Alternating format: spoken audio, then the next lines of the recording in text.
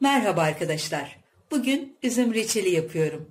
1 kilogram çekirdeksiz üzümüm var. Bunu sirkeli suda 20 dakika beklettim.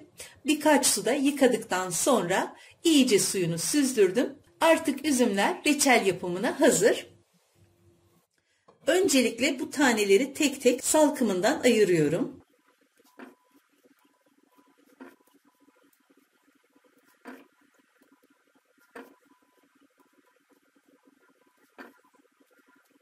Yıkarken üzümler biraz hırpalandı. Hep taneleri döküldü.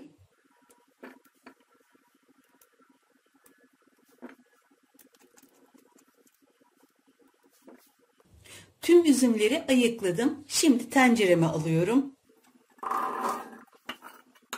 Üzüm reçelinde üzümün şeker oranı yüksekse 1 kilogram üzüm için genelde 3 su bardağı şeker kullanıyorum. Ama bu üzümler ne böyle genzi yakacak kadar şekerli ne de ekşi bir üzüm.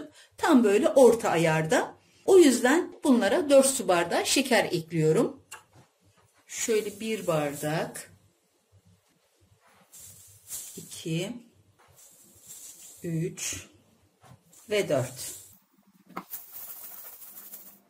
Dilerseniz üzümleri bir gece şekerde bekletebilirsiniz. Benim gibi hemen ocağa alıp kaynatıp da yapabilirsiniz. Ben şimdi hemen bekletmeden ocağa alıp kısık ateşte pişmeye bırakıyorum. Üzümlerim ocağın orta gözünde ve en kısıkta. Çünkü şekerin yanıp karamelize olmaması için böyle en kısık ateşte yavaş yavaş hem üzümler suyunu verecek hem de şeker yanmadan eriyecek. Biraz sabır işi ama böyle yavaş yavaş şekerler eriyip kaynayıncaya kadar bu şekilde kısık ateşte tutuyorum. Dilerseniz içine yarım çay bardağı su ekleyerek süreci birazcık hızlandırabilirsiniz. Şekerler hafiften erimeye başladı. Bakın bu şekilde. Hemen ocağı orta kısığa getiriyorum. Tamamen kısık ateşte pişirmemin amacı şekerin yanmadan erimesi ve reçele su eklemeden tamamen kendi suyuyla reçeli pişirebilmek. Bu biraz uzun bir süreç. Hani bir yarım saatten fazla zaman alıyor o kısık ateşte pişirme süreci. Fakat sonucu çok güzel oluyor. Şimdi hafiften böyle suyunu verdikten sonra orta kısığa getirdim. Bu biraz daha çabuk kaynamasını sağlayacak. Reçelim kaynamaya başladı. Hemen bu aşamada içine şöyle çay kaşığının ucuyla bir parça tereyağı atıyorum. Bu köpürmesini önlüyor. Biraz da parlak olmasını sağlıyor. Şu anda ocağım orta kısıkta, hiç ayarını bozmuyorum. Saate bakıyorum ve 10 dakika kaynatıyorum. Dilerseniz bu aşamada içine 5-6 tane karanfil, bir parça da tarçın kabuğu atabilirsiniz. Bu tamamen damak zevkinize kalmış. Bu aromaları seviyorsanız mutlaka ekleyin derim. 10 dakika doldu ve hemen ocağı kapatıyorum. Bunu yapmamdaki amaç üzümlerin reçelin içinde böyle dolu dolu dipdiri durmalarını sağlamak için. Sizin için bu çok önemli değilse hiç bu ayarı bozmadan orta kısıkta reçel kıvam alana kadar pişirebilirsiniz. Böyle üzümler bütün bütün dursun istiyorsanız ocağı kapatıp reçel tamamen soğuyana kadar bekletmek. Soğuduktan sonra tekrar ocağı yakacağım ve tekrar pişirmeye devam edeceğim. Zor bir işlem değil. Sadece ocağı kapatıp reçelimiz soğuyana kadar bekletiyoruz ve tekrar kaynatıyoruz. Reçelim soğudu. Şimdi tekrar ocağımı açıyorum. Ve harlı ateşte kaynayıncaya kadar pişiriyorum. Çünkü artık üzümler şekerde beklediği ve şekerler de erimiş olduğu için artık rahatlıkla harlı ateşte pişirebiliyorum. Reçelim kaynamaya başladı. Hemen ocağın ayarını orta kısığa getiriyorum ve bu şekilde de 15 dakika daha kaynatıyorum. 15 dakika doldu. Hemen ocağı kapatıyorum ve tekrar soğumaya bırakıyorum. Üzüm reçelim iyice soğudu. Şimdi ocağı tekrar açtım. Harlı ateşte kaynayıncaya kadar bu şekilde harlı ateşte tutuyorum. Artık bu son kaynatma. Bundan sonra kıvam alıncaya kadar kaynatacağım. Kaynamaya başladı. Hemen ocağı orta kısığa alıyorum.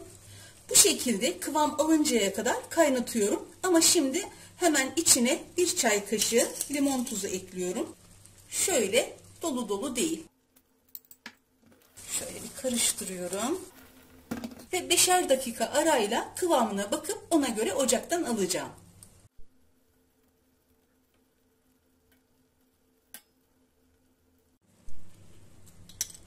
Kıvamı gayet güzel olmuş.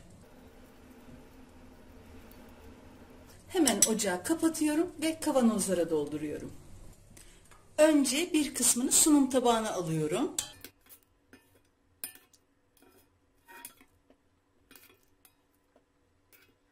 Kalanını da kavanozlara pay ediyorum.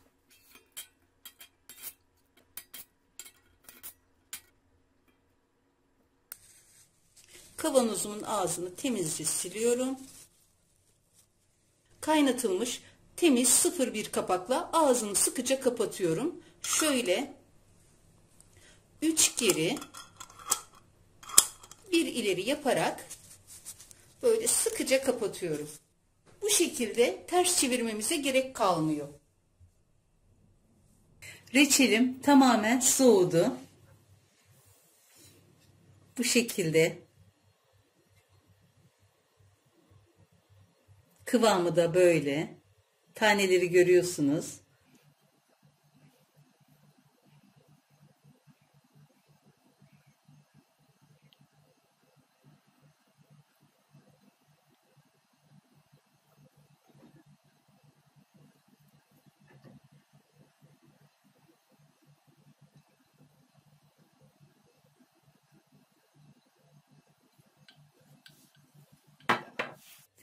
Çok kolay, çok lezzetli ve çok güzel bir reçel. Kabuğu çok ince olmasına rağmen bu beklet, kaynat, beklet, kaynat yöntemiyle gerçekten çok güzel bir sonuç ortaya çıktı. Dilerseniz bu şekilde ya da hiç bekletmeden doğrudan kaynatarak yine aynı şekilde reçel elde edebilirsiniz. Bu güzel reçeli herkes yapsın, herkes denesin isterim. Yapmak ve denemek isteyen herkese şimdiden kolay gelsin, afiyet, şifa olsun.